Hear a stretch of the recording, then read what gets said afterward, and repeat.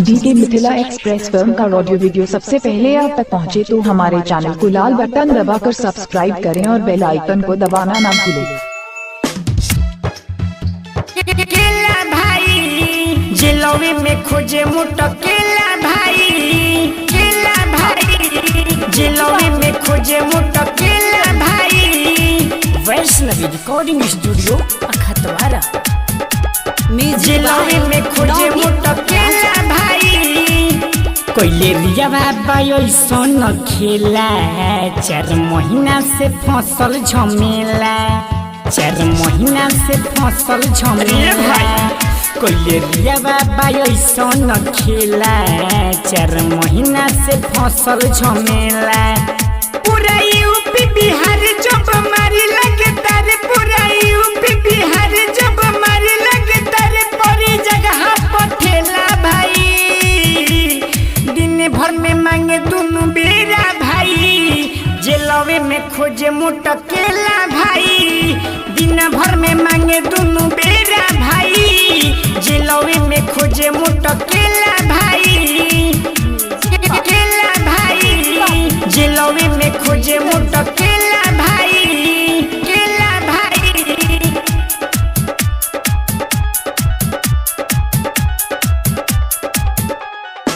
मोहनी मूर्तिया में लिहलेलु भाई, न जाने कितना के फांसी चढ़ाई। बनल छौड़ी बिया कसाई, चढ़ैया रानी के आगे ना सहाई। केला भाई, केला भाई। मोहनी मूर्तिया में लिहलेलु भाई, न जाने कितना के फांसी चढ़ाई।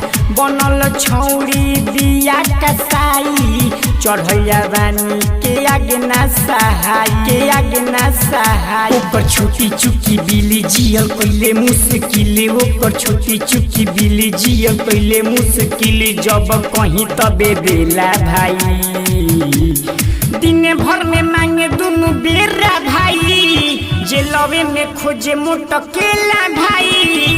दिन भर में मांगे दोनों बेरा भाई, जेलवे में खोजे मोटो केला भाई, केला भाई। जेलवे में खोजे मोटो केला भाई, केला भाई। Music by Navneet Raja.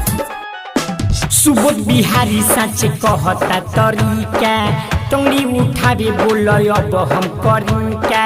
DJ Krishna भइल बा फीका, पुलिस वाला के सामान लागे तीखा। केला भाई, केला भाई। आए हाय सुबोध बिहारी सच कहता तरीका, तोड़ी उठावे बोलो अब हम करिका।